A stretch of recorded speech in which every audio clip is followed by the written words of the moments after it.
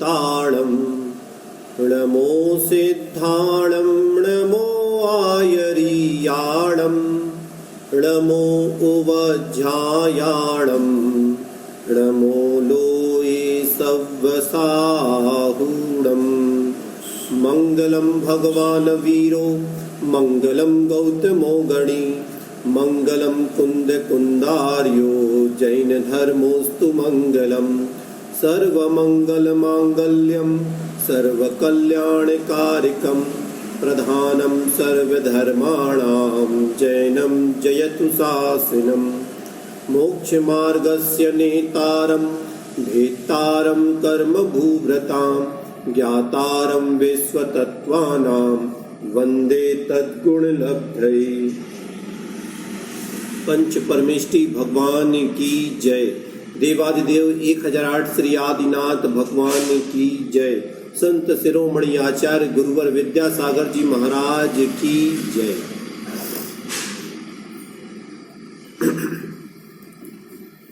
चलिए, तो तत्वार सूत्र ग्रंथराज का हम 9वें अध्याय का स्वाध्याय कर रहे थे और हमारा प्रकरण चल रहा था संवर का। संवर में जो 7 माध्यम बताए गए थे, 7 कारण, उन कारणों में हम तप के विषय पे चर्चा चल रही थी। तप 2 प्रकार का तप बताया गया था, बाह्य तप और अभ्यंतर तप। और अभ्यंतर तप जो 6 प्रकार का है, उस अभ्यंतर तप के 6 भेदों में जो पहला प्रायश्चित है, उस प्रायश्चित के, विनय के, वैयावृत्य, स्वाध्याय और विसर्ग क्रम से इन 5 के क्रम से भेद गिनाए गए थे। तो प्रायश्चित तप के 9 भेद, विनय तप के 4 भेद, वैयावृत्ति तप के 10 भेद, स्वाध्याय के 5 भेद और व्युत्सर्ग के 2 भेद होते हैं, है ना। तो इस प्रकार से ये 6 प्रकार का आभ्यंतर तप हमें तपना चाहिए, अपने आश्रय को रोकने के लिए, संवर करने के लिए और निर्जरा के लिए भी। अब आगे पढ़ते हैं। 4 प्रकार की जो विनय बताई गई है उसको देखिए। ज्ञान दर्शन चारित्रोपचाराः, ज्ञान दर्शन चारित्रोपचाराः। तो यहाँ पर विनय 4 प्रकार की बताई गई है। ज्ञान, दर्शन, चारित्र और उपचार, ये 4 प्रकार की विनय होती है। ठीक है, तो विनय तक के ये 4 भेद हैं। तो ज्ञान विनय किसे कहते हैं? तो जो ज्ञान के हमारे साधन हैं, है ना। तो जो हमारे ज्ञान के साधन हैं, ऐसे मुनिराज जिनसे हम ज्ञान प्राप्त करते हैं, ऐसे शास्त्र, है ना, उनकी विनय करना, उनका आदर सम्मान करना और उनको स्मरण करना, उनका अभ्यास करना, तो इसे कहा गया है ज्ञान विनय। तो ज्ञान के उपकरणों की, ज्ञान के साधनों की, जिनवाणी इत्यादि की, उनकी यथा योग्य उनका आदर सम्मान करना, है ना, उनका अभ्यास करते रहना, उनका स्मरण करना, उनको याद करना, ये सब ज्ञान की विनय कहलाती है। फिर कहा गया है दर्शन विनय। दर्शन मतलब जिससे हमारा सम्यक दर्शन मजबूत हो, ऐसे क्या करना, तत्वों का श्रद्धान करना।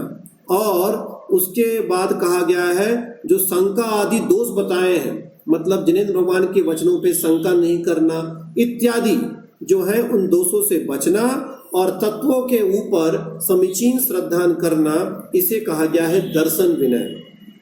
फिर लिखा है तीसरा चारित्र विनय। तो चारित्र का मतलब होता है शुभ प्रवृत्ति करना, अशुभ प्रवृत्ति से दूर होना। तो अपने आप को शुभ प्रवृत्ति में लगाना, शुभ प्रवृत्ति करना।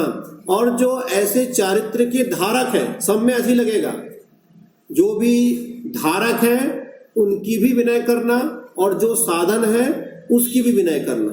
दोनों चीजों में, ज्ञान में भी, ज्ञान के जो धारक मुनिराज इत्यादि हैं या देव हैं, हमारे जो जिनेंद्र देव हैं, उनकी और उनके द्वारा जो बताया गया जिनवाणी इत्यादि जो कही गई है, जो शास्त्र इत्यादि लिखे गए हैं, उनकी विनय करना। दर्शन में इसी प्रकार से, अर्थात 7 तत्वों का श्रद्धान करना और जो शंका आदि दोष कहे गए हैं उनसे बचना, जिनेंद्र भगवान के वचनों में शंका इत्यादि नहीं करना, ये दर्शन विनय हो गई।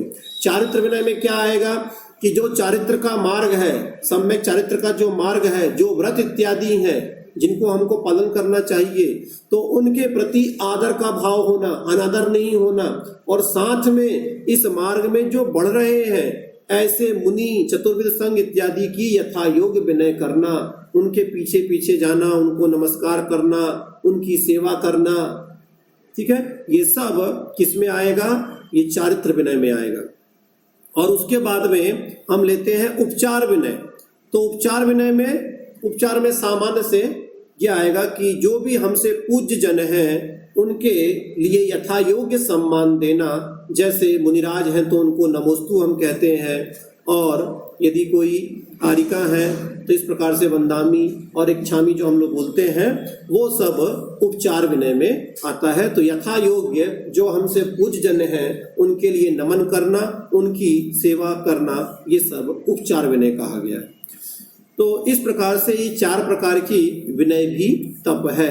विनय को तप इसलिए कहा है क्योंकि विनय वही कर सकता है जिसके मान कसाय का उदय नहीं है। मानी व्यक्ति कभी किसी के सामने झुकता नहीं है, और जिसने अपने मान को दबा लिया वही झुक सकता है। तो मान का झुकना भी एक प्रकार का, मान का दबाना भी एक प्रकार का बहुत बड़ा तप है। क्योंकि आपने देखा होगा कि 4 कसाय हैं और 4 गतियां जो हैं उसमें एक एक कसाय की एक एक गति में प्रमुखता बताई गई है। जैसे क्रोध कसाय की अधिकता किसमें होती है? नरक गति में। नारकी जीव हमेशा क्रोध करते रहते हैं। फिर मान कसाई की अधिकता मनुष्य गति में बताई गई है। ठीक है, इसको समझते हैं। और त्रिंच गति में माया कसाई की अधिकता है। अधिकता बोल रहा हूं, ये नहीं कि यही बस होती है, बाकी सब भी होती है, लेकिन इस कसाई की वहां अधिकता है। और लोभ कसाई की अधिकता देव गति में। अब समझिए जो हमारी गति है मनुष्य गति, उसमें मान कसाई की अधिकता है। मतलब हर आदमी सम्मान प्राप्त करना चाहता है। मतलब वो चाहता है कि सब लोग मेरे सामने झुके, मैं पूरे विश्व का राजा बन जाऊं, मेरे लिए मेरे अंडर में सब लोग रहें, इतने सबकी इच्छाएं होती हैं। तो मानी है, हर व्यक्ति मानी है। आज सबके बहुत लोगों के पास पैसा रुपया तो बहुत होता है, लेकिन उनके अंदर में अब क्या इच्छा होती है कि मेरे पास पैसा तो बहुत है लेकिन मेरी कोई इज्जत तो कर नहीं रहा। तो अब वो चाहता है कि लोग मेरी इज्जत भी करें, मेरे से दब के रहें, मेरा सब अदब करें, मैं जहां जाऊं वहां सब मेरे आगे पीछे घूमे। तो इस प्रकार की जो भावना है वो मानी की होती है। तो मान कसाई की मनुष्य पर्याय में अधिकता बताई गई है। तो हमें, और जिसने उसको जीत लिया और जिसने अपने आप को विनयवान बना लिया, तो वो भी एक प्रकार की तपस्या है। जो दूसरे के सामने झुक सकता है वही विनयवान हो सकता है। तो इस प्रकार से यहाँ पे 4 प्रकार के विनय तप की चर्चा की गई। चलिए अब अगला देखते हैं, वैयावृत्ति तप कौन सा होता है और उसके कितने भेद है। यहाँ पे 10 प्रकार के वैयावृत्ति तप के यहाँ भेद गिनाए जा रहे हैं। देखिए सूत्र 24वां नंबर, आचार्योपाध्याय तपस्वी शैक्ष ग्लान गण कुल संघ साधु मनोज्ञानाम।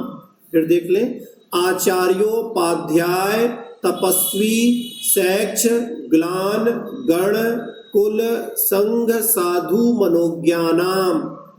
ठीक है, तो आचार्य उपाध्याय, फिर लिखा है तपस्वी, फिर शैक्ष, फिर ग्लान गण कुल संघ साधु और मनोज्ञ, ये वैयावृत्ति तप के 10 भेद हैं। क्या मतलब? वैयावृत्ति तो प्राय कहा जाता है मुनिराज की करनी चाहिए, तो मुनिराजों के ये 10 विभाग बांट दिए। 10 प्रकार के मुनिराज, मतलब उनके पद देख लीजिए।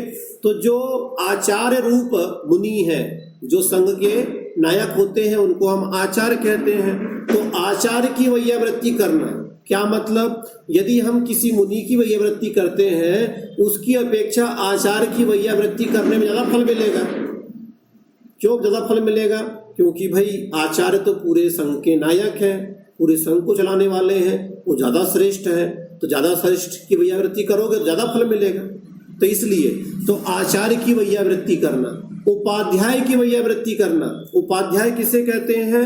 जो समस्त संघ को ज्ञान का पठन पाठन कराते हैं, वे उपाध्याय कहलाते हैं। तो ऐसे उपाध्याय मुनि की वैयावृत्ति करना। तपस्वी, तपस्वी किसे कहते हैं? जो बहुत अधिक तपस्या करते हैं, हमेशा उपवास से उपवास या बहुत सारे तपों को तपते रहते हैं, और जिनकी प्रसिद्धि हो गई है कि ये तो मासोपवासी हैं या बहुत तपस्वी हैं, तो ऐसे तपस्वी मुनिराज की वैयावृत्ति करना, वे तपस्वी वैयावृत्ति कहलाती है। फिर आएगा शैक्ष। शैक्ष किसे कहेंगे? जो अभी शिक्षा ग्रहण कर रहे हैं, संघ में पठन कर रहे हैं, ऐसे शिक्षाशील मुनियों की वैयावृत्ति करना शैक्ष वैयावृत्ति कहलाती है। ग्लान, ग्लान किसे कहेंगे? जो रोगी हैं, पीड़ित हैं और जिनका शरीर बिल्कुल कमजोर है, ऐसे रोगी, पीड़ित और कमजोर शरीर वाले मुनियों की वैयावृत्ति करना, उसे ग्लान कहा गया, ग्लान वैयावृत्ति। फिर आएगा गण। गण मतलब जो पूरा गण रहता है संतति का, मतलब एक के बाद एक इत्यादि, है ना, तो वो जो संतति रहती है पूरी उनकी, उसको हम कहेंगे गण नामक वैयावृत्ति। फिर लिखा है कुल।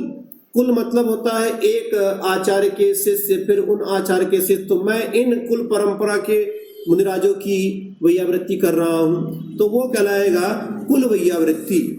और फिर उसके बाद में आया संघ। संघ में आप समझ लीजिए चतुर्विध संघ जो होता है, उन 4 प्रकार के जो चतुर्विध संघ कहा गया है, उनकी वैयावृत्ति संघ वैयावृत्ति कहलाती है। और फिर लिखा है साधु।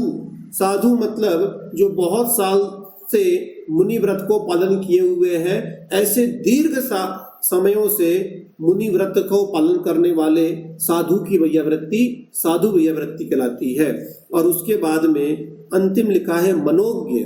जो सभी को बहुत अच्छे लगते हैं, ऐसे मुनिराज की वैयावृत्ति करना मनोज्ञ वैयावृत्ति है। जो बहुत अच्छा प्रवचन करते हैं, बहुत अच्छी साधना करते हैं, सबको बहुत अच्छे लगते हैं, तो ऐसे मुनिराज मनोज्ञ कहलाते हैं।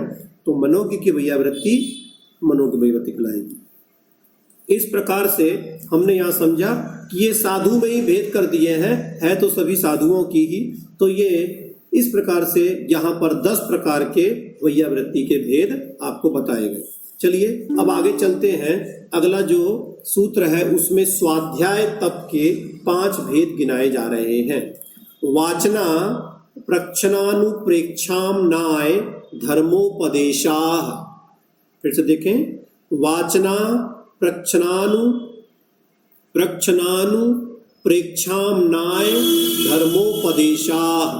ठीक है, वाचना प्रक्षणानुप्रेक्षाम नाय धर्मोपदेशाः। वाचना, प्रक्षणा, अनुप्रेक्षा, आमनाय और धर्मोपदेश, ये क्रम से यहाँ पर आपको स्वाध्याय तप के 5 भेद गिनाए जा रहे हैं। स्वाध्याय भी 5 प्रकार का होता है। पहला है वाचना नामक स्वाध्याय। वाचना किसे कहते हैं? तो किसी भी शास्त्र के श्लोकों, गाथाओं, है ना, या उनके छंदों का पढ़ना और उसके अर्थ का पठन पाठन करना, इसे कहा जाता है वाचना नामक स्वाध्याय। ठीक है। अब आता है प्रक्षणा। यदि उसके पढ़ने पर यदि हमें किसी प्रकार का कोई संदेह या संशय उत्पन्न होता है, तो उस संदेह को मिटाने के लिए जो उससे पूज्य जन है, जिनका उनको ज्ञान है, उनसे पूछना, इसे कहा जाता है प्रक्षणा नामक स्वाध्याय। मतलब प्रश्न करना।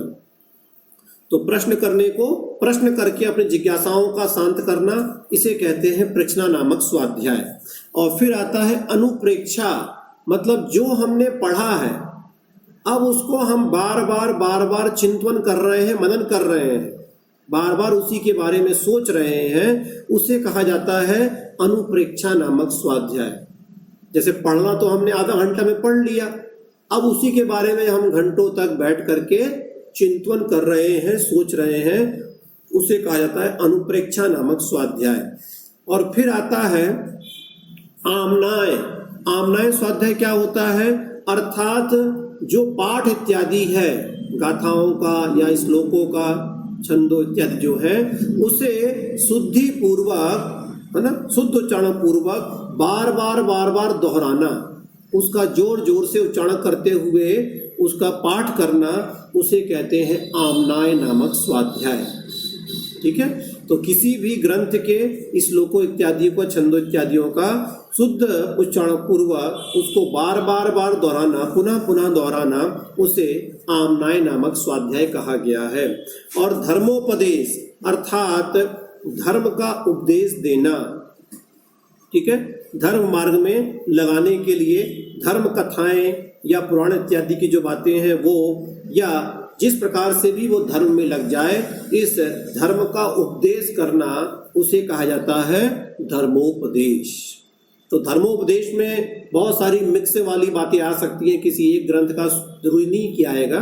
तो धर्मोपदेश में हमने जो समझा है और हम दूसरे को समझा रहे हैं, बता रहे हैं, तो ये धर्मोपदेश नाम का स्वाध्याय कहलाता है। तो इस प्रकार से ये 5 प्रकार के स्वाध्याय कहे गए हैं। पहला वाचना, मतलब ग्रंथों का मतलब पढ़ना। फिर आता है पृच्छना, अर्थात शंका निवारण के लिए प्रश्नों का पूछना। और फिर तीसरा है आपका अनुप्रेक्षा, जो हमने सीखा है उसका बार बार चिंतन करना।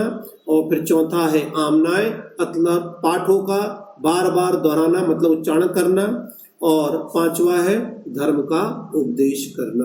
तो इस प्रकार से ये 5 प्रकार का स्वाध्याय हुआ। चलिए अब आगे बढ़ते हैं। फिर हमने पढ़ा था व्युत्सर्ग नामक तप। तो व्युत्सर्ग तप के 2 भेद कहे गए हैं। देखिए सूत्र नंबर 26, बाह्याभ्यंतरो पद्यो, बाह्याभ्यंतरो पद्यो। तो क्या निकलेगा? बाह्य आभ्यंतर उपध्यो, उपध्यो। तो बाह्य उपधि और आभ्यंतर उपधि, इस प्रकार से ये 2, है ना। तो बाह्य अभ्यंतर, है ना, तो बाह्य उपधि और आभ्यंतर उपधि। तो बाह्य उपधि का त्याग करना और अभ्यंतर उपधि का त्याग करना, ये 2 प्रकार का व्युत्सर्ग कहा गया है। व्युत्सर्ग का शाब्दिक अर्थ क्या होता है? तो व्युत्सर्ग का शाब्दिक अर्थ होता है त्याग करना। तो बाह्य उपधि का त्याग और अंतर उपधि का त्याग। उपधि क्या हुआ? उपधि मतलब परिग्रह, ठीक है, उपधि मतलब परिग्रह। तो बाह्य परिग्रह और आभ्यंतर परिग्रह, इन दोनों परिग्रहों का त्याग करना व्युत्सर्ग नामक तप है। क्या मतलब? तो व्युत्सर्ग का मतलब होता है ममत्व त्यागना। तो पहले हम ममत्व त्याग रहे हैं बाह्य परिग्रह से। तो जितना भी हमारा बाह्य परिग्रह है, उन बाह्य परिग्रहों से हम ममत्व को कम करते जा रहे हैं, कम करते जा रहे हैं। उन धन धान्य आदि पदार्थों से अपने आप को हम अलग करते जा रहे हैं, उनसे ममत्व छोड़ते जा रहे हैं। तो ये हमारा हुआ बाह्य उपधि व्युत्सर्ग, ठीक है। और फिर आता है अभ्यंतर उपधि व्युत्सर्ग का मतलब आभ्यंतर परिग्रह का त्याग करना। अब आभ्यंतर परिग्रह क्या होता है? तो 14 प्रकार का आभ्यंतर परिग्रह बताया गया है, ठीक है। परिग्रह में आभ्यंतर परिग्रह 14 प्रकार का। कौन सा? पहला है मिथ्यात्व, दूसरा है क्रोध, मान, माया, लोभ, ये 5 हो गए। और फिर हास्य आदि 9 कसाय। हास्य, रति, अरति, शोक, भय, जुगुप्सा, स्त्री वेद, पुरुष वेद, नपुंसक वेद। तो ये 9 और 5 मिलाकर के 14 प्रकार का ये अंतरंग परिग्रह कहा गया है। कसाय भी हमारे लिए परिग्रह है, मिथ्यात्व भी हमारे लिए परिग्रह है, स्त्री पुरुष नपुंसक वेद जो हमको मिल रहा है वो भी हमारे लिए परिग्रह है, हंसना रोना ये भी परिग्रह है, ठीक है। तो ये सब परिग्रह है। परिग्रह क्यों है? क्योंकि ये भाव हमारे नहीं है।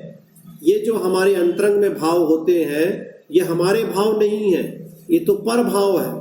तो पर भावों को यदि हम अपने में कर रहे हैं तो इस आत्मा के लिए वो भी परिग्रह है। मिथ्यात्व का भाव करना इस आत्मा का स्वभाव नहीं है, क्रोध करना इस आत्मा का स्वभाव नहीं है, मानी होना इस आत्मा का स्वभाव नहीं है, मायाचारी करना स्वभाव नहीं है, लालची होना भी इस आत्मा का स्वभाव नहीं है। तो ये सब क्या है? ये आत्मा के परिग्रह है, अभ्यंतर परिग्रह। तो इन परिग्रहों से कुछ समय के लिए यदि हमने ममत्व को छोड़ दिया है तो हम कहलाएगा वो हमारा आभ्यंतर उपधि व्युत्सर्ग। ठीक है, चलिए अब आगे बढ़ते हैं। तो अभ्यंतर तप में जो अंतिम छठवां भेद लिखा था वह था ध्यान। अब उस ध्यान को समझते हैं। अब यहाँ पर सबसे पहले ध्यान की परिभाषा आचार्य बता रहे हैं। देखिए 27वां सूत्र, ध्यान का लक्षण। उत्तम सहननस्य एकाग्र चिंता निरोधो ध्यान मांतर मुहूर्तात्। फिर सुन ले, उत्तम सहननस्य एकाग्र चिंता निरोधो ध्यान मांतर मुहूर्तात्। उत्तम सहननस्य एकाग्र चिंता निरोधो ध्यान मांतर मुहूर्तात्। अब संधि विच्छेद देखें। उत्तम सहननस्य एकाग्र चिंता निरोधा ध्यानम अंतर मुहूर्तात्। अब इसका अर्थ देखें। उत्तम सहननस्य मतलब उत्तम सहनन वाले के, जिसके पास उत्तम सहनन है उसके, एकाग्र चिंता निरोधा, किसी एक वस्तु के ऊपर चित्त का निरोध हो जाना, चित्त का रुक जाना, ध्यानम ध्यान कहलाता है। और इसका समय है अंतर मुहूर्तात्। ये मात्र अंतर मुहूर्त तक के लिए ही होता है, उसके बाद वो छूट जाता है। तो अंतर मुहूर्त समय के लिए उत्तम सहनन वाले व्यक्ति के किसी एक वस्तु के विषय में अपने चित्त का रुक जाना ध्यान कहलाता है। ठीक है, तो किसी एक वस्तु के या किसी एक विषय के ऊपर हमारा मन का रुक जाना, हमारे चित्त का रुक जाना, उसे ध्यान कहा गया है। तो ये ध्यान जो सबसे पहले लिखा है उत्तम सहनन वाले के होता है। तो उत्तम सहनन 3 होते हैं। 6 सहनन में से 3 उत्तम सहनन है। कौन से? प्रारंभ के 3, वज्र वृषभ नाराज सहनन, फिर वज्र नाराज सहनन, और फिर लिखा है नाराज सहनन। ये जो प्रारंभ के 3 सहनन है ये उत्तम सहनन माने गए हैं। उसके बाद जो बाकी के जो 3 सहनन है वह तीनों उत्तम सहनन नहीं है। तो उत्तम सहनन वाला व्यक्ति ही क्या कर सकता है? ध्यान, शुभ ध्यान लगा सकता है। शुभ ध्यान की यहाँ बात चल रही है, तो वो शुभ ध्यान लगा सकता है। और मोक्ष जाने के लिए तो सिर्फ एक ही सहनन चाहिए, वज्र वृषभ नाराज सहनन। तो वज्र वृषभ नाराज सहनन से ही मोक्ष की प्राप्ति होती है। तो मोक्ष अर्थात शुक्ल ध्यान किसे लगेगा? जिसके पास वज्र वृषभ नाराज सहनन होगा, बाकी के सहनन वालों का नहीं हो पाता। तो इस प्रकार से ये यहाँ पर हमने ध्यान की परिभाषा समझी कि जो उत्तम सहनन वाले हैं, 3 सहनन वाले हैं, उनका किसी एक विषय के ऊपर उनके चित्त का जो रुक जाना होता है उसे हम ध्यान कहते हैं। और ये अंतर मुहूर्त समय के लिए होता है। चलिए अब बता रहे हैं कि वह जो ध्यान होता है वो 4 प्रकार का होता है। आइए समझते हैं कि कौन सा ध्यान है 4 प्रकार का। 28वां सूत्र देखें। आर्त रौद्र धर्म्य शुक्लानी। आर्त रौद्र धर्म्य शुक्लानी, ठीक है ना। तो आर्त रौद्र धर्म्य शुक्लानी, तो आर्त ध्यान, रौद्र ध्यान, धर्म ध्यान और शुक्ल ध्यान, ये 4 प्रकार के ध्यान के यहाँ पर भेद कह दिए। आर्त, रौद्र, धर्म और शुक्ल। तो जो 2 शुरू के जो ध्यान है वह अशुभ ध्यान है, और जो बाद के जो ध्यान है वो शुभ ध्यान है। तो आर्त ध्यान किसे कहेंगे? आर्त ध्यान का मतलब होता है कि जो पीड़ा होने पर उसके निवारण रूप जो चिंतन होता रहता है उसे आर्त ध्यान कहते हैं। ठीक है, आर्त का मतलब होता है पीड़ा होना, है ना, दुख। तो दुख के निवारण रूप जो ध्यान होता है उसे कहा जाता है आर्त ध्यान। रौद्र का मतलब होता है क्रूर परिणाम। रौद्र शब्द का अर्थ होता है क्रूरपना। तो जो क्रूरता से युक्त हमारा ध्यान होता है उसे हम कहेंगे रौद्र ध्यान। अभी इनके परिभाषा और इनके भेद हम समझेंगे। अभी आप शाब्दिक जो उनका शब्द है उससे परिभाषा निकालने का प्रयास कीजिए। तो आर्त का मतलब होता है दुख, या पीड़ा। तो दुख से युक्त या पीड़ा के होने पर, दुख के होने पर जो ध्यान होता है उसे हम कहते हैं आर्त ध्यान। ठीक है ना, उसके निवारण के लिए। तो दुख होने पर, पीड़ा होने पर उसके निवारण रूप जो हमारा बार बार चिंतन होता है उसे हम कहेंगे आर्त ध्यान। रौद्र ध्यान किसे कहेंगे? तो क्रूर परिणामों से सहित जो हमारा ध्यान होता है, क्रूर मतलब खराब परिणाम, बुरे परिणाम, तो बुरे परिणामों से युक्त, खराब परिणामों से युक्त जो हमारा चिंतन होता है उसे हम कहेंगे रौद्र ध्यान।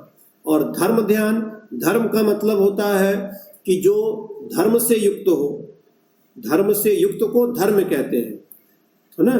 तो जो धर्म से युक्त हो और जो धर्म की ओर बढ़ाने वाला हो, धर्म से संबंधित जो ध्यान होता है, धर्म की ओर बढ़ने वाला जो ध्यान होता है उसे हम कहेंगे धर्म ध्यान। और शुक्ल ध्यान किसे कहेंगे? शुक्ल का मतलब होता है शुचिता, शुचि गुण से संबंधित है शुक्ल। शुक्ल मतलब सफेद, स्वच्छ, निर्मल। तो क्या कहेंगे इसको? तो जो शुचि गुण से संबंध रखने वाला है, या जो शुचिता को दिलाने वाला है, या जो निर्मलता को दिलाने वाला है, जो पवित्रता की ओर ले जाने वाला ध्यान है उसे हम कहेंगे शुक्ल ध्यान। तो आप शब्दों से निकालें पहले परिभाषा, फिर हम उसको डिटेल्स करेंगे तो और अच्छे समझ में आ जाएगा। फिर देख ले एक बार। तो पीड़ा या दुख होने पर उसके निवारण रूप जो ध्यान होता है उसे कहेंगे आर्त ध्यान। जो क्रूरता से युक्त हो या दूसरे को सताने वाला हो, दूसरे को दुख देने वाला हो, क्रूर परिणामों से युक्त हो उसे हम कहेंगे रौद्र ध्यान। जो धर्म की मार्ग में लगाने वाला हो, धर्म में चलाने वाला हो उसे हम कहेंगे धर्म ध्यान। और जो सूची परिणामों को या निर्मल दशा को प्राप्त कराने वाला है उसे हम कहेंगे शुक्ल ध्यान। ठीक है, तो अभी वर्तमान में चलिए आगे आते जाएगा तो हम पढ़ते जाएंगे। अब आगे पढ़ते हैं। अगला सूत्र देखिए 29वां। परे मोक्ष हेतु, परे मोक्ष हेतु। परे मतलब जो बाद के दो ध्यान हैं। कौन कौन से? शुक्ल ध्यान मतलब धर्म ध्यान और शुक्ल ध्यान। ये दोनों ध्यान मोक्ष के कारण हैं। इन दोनों ध्यानों से ही मोक्ष की प्राप्ति होती है। तो इस प्रकार का ध्यान करना है। कौन कौन सा ध्यान करना है? धर्म ध्यान करना है और शुक्ल ध्यान करना है, क्योंकि यही दो ध्यान मोक्ष को दिलाने में कारणभूत हैं। इन दोनों ध्यानों के माध्यम से मोक्ष की प्राप्ति होती है। चलिए अब क्रम से, मतलब इससे समझ में आ गया कि दो ध्यान है शुरू वाले वो संसार के कारण है, और जो दो बाद वाले ध्यान है वो मोक्ष के कारण है। अब क्रम से आर्त ध्यान के भी चार भेद होते हैं, रौद्र ध्यान के भी चार भेद होते हैं, धर्म ध्यान के भी चार भेद होते हैं, और शुक्ल ध्यान के भी चार भेद होते हैं। चारों ध्यानों के चार चार प्रकार के भेद हैं। अब एक एक ध्यान के जो चारों भेद हैं उनको हम समझते हैं। तो आर्त ध्यान का जो पहला भेद है वह है अनिष्ट संयोगज आर्त ध्यान। दूसरा क्या है? इष्ट वियोगज आर्त ध्यान। पहला है अनिष्ट संयोगज आर्त ध्यान, दूसरा है इष्ट वियोगज आर्त ध्यान, तीसरा है वेदनाजन्य या वेदना आर्त ध्यान, और चौथा है निदान आर्त ध्यान। ये चार आर्त ध्यान के भेद हैं। आइए चारों सूत्रों में 30, 31, 32 और 33 सूत्र में इन चारों प्रकार के आर्त ध्यानों का लक्षण लिखा है, उसे हम पहले पढ़ लेते हैं। आइए पहला 30वां सूत्र देखें। आर्त मनोज्ञस्य संप्रयोगे तद विप्रयोगाय स्मृति समन्वाहारः। ठीक है, आर्त मनोज्ञस्य संप्रयोगे तद विप्रयोगाय स्मृति समन्वाहारः। फिर देख लेंगे पूरा सूत्र। आर्त मनोज्ञस्य संप्रयोगे तद विप्रयोगाय स्मृति समन्वाहारः। क्या मतलब? आर्तम आर्त ध्यान, अमनोज्ञस्य, अमनोज्ञस्य मतलब हो गया जो हमारे मन को अच्छा नहीं लगता है, ऐसे पदार्थ के या ऐसी वस्तु के संप्रयोग का मतलब होता है संयोग हो जाने पर, तद विप्रयोगाय उसके दूर करने के लिए या उससे पीछा छुड़ाने के लिए स्मृति समन्वाहारा, स्मृति का बार बार होना, स्मरण का बार बार होना, मन का बार बार जाना, मन का बार बार लगना, ये पहला अनिष्ट संयोगज नामक आर्त ध्यान कहलाता है। क्या मतलब? जो चीज हमको अच्छी नहीं लगती, यदि उसका हमारे साथ संपर्क हो गया, हमारे साथ संबंध हो गया, तो अब हम क्या कर रहे हैं, बार बार हमारा मन लगा हुआ है कि वो हमसे दूर हो जाए, दूर हो जाए, दूर हो जाए, दूर हो जाए। तो जो इस प्रकार का हमारा मन बार बार उस ओर जाता रहता है, इसे कहते हैं अनिष्ट संयोगज नामक आर्त ध्यान। जैसे मान लीजिए कोई चोट ही हमको लग गई और उस चोट से हमको बहुत पीड़ा हो रही है, तो हमारा बार बार मन क्या जा रहा है कि वो चोट हमसे दूर हो जाए, दूर हो जाए, मतलब वो चोट हमारी ठीक हो जाए। जो अनिष्ट का संयोग हो गया है, उस संयोग से हम छुटकारा पाना चाहते हैं। जैसे मान लीजिए कोई कांटा गड़ जाता है छोटा सा, तो हम बार बार प्रयास करते हैं कि वो कांटा हमसे दूर हो जाए। तो जो पीड़ा हो रही है, उस पीड़ा के होने को दूर करने के लिए जो बार बार हमारा ध्यान होता है, उसे कहते हैं अनिष्ट संयोगज आर्त ध्यान। और देख लीजिए, जैसे हम कहीं बैठे हुए हैं और हमारे बगल में आकर के हमारा दुश्मन बैठ जाए, तो हमारा मन बार बार क्या करता है कि ये यहाँ से चला जाए, चला जाए, चला जाए। तो ये कहलाएगा अनिष्ट संयोगज नामक आर्त ध्यान। तो ऐसा बहुत बार हम लोग दिन भर में करते रहते हैं, कुछ ना कुछ। ठीक है, तो ये होता है पहला अनिष्ट संयोगज नामक आर्त ध्यान। अब दूसरा देखिए, विपरीतम मनोज्ञस्य। विपरीतम मनोज्ञस्य, इससे विपरीत दूसरा ध्यान है। मतलब क्या? जो हमें प्रिय है, मनोज्ञ, मनोज्ञ मतलब मन को अच्छी लगने वाली चीज। तो जो हमारी मन को अच्छी लगने वाली चीज है या वस्तु है, उसके वियोग हो जाने पर, सब कुछ विपरीत लगाना है, तो उसके वियोग हो जाने पर जो उससे मिलने के लिए बार बार चिंतन होता है, उसे कहते हैं इष्ट वियोगज नामक आर्त ध्यान। यदि हमारी कोई वस्तु गुम गई, हमसे दूर हो गई, तो अब हम बार बार सोच रहे हैं कैसे मिल जाए, कैसे मिल जाए, कैसे मिल जाए, कहाँ चली गई, कहाँ है, ढूंढते रहते हैं उसको। उसे कहेंगे इष्ट वियोगज नामक आर्त ध्यान। या कोई हमारा सगा संबंधी गुम हो गया, या चला गया, या बिछुड़ गया, या मर गया, तो वो उससे मिलने के लिए सोचते रहना, बार बार चिंतन करना उसके बारे में। तो जो हमारे मन को अच्छी चीज लगती है, उसके बिछुड़ जाने पर, दूर चले जाने पर, उसके लिए बार बार चिंतन करना, सोचते रहना मन में, उसे कहा गया है इष्ट वियोगज नामक आर्त ध्यान। और तीसरा पढ़े, वेदनायाश्च। वेदनायाश्च मतलब वेदना नामक तीसरा आर्त ध्यान है कि वेदना होने पर, बहुत अधिक कष्ट होने पर, शरीर में किसी प्रकार का रोग या बहुत अधिक कष्ट हो जाने पर, उस वेदना के होने पर, उस वेदना के निवारण के लिए जो ध्यान होता है, उसे वेदना आर्त ध्यान कहा गया है। बहुत अधिक पीड़ा हो रही है, तो बहुत अधिक पीड़ा होने पर हम क्या करते हैं, उस वेदना से छूटने के लिए हम बार बार सोचते रहते हैं, बार बार विचार करते रहते हैं, उसे कहा जाता है वेदना नामक आर्त ध्यान। और चौथा है निदान। निदान का मतलब क्या है?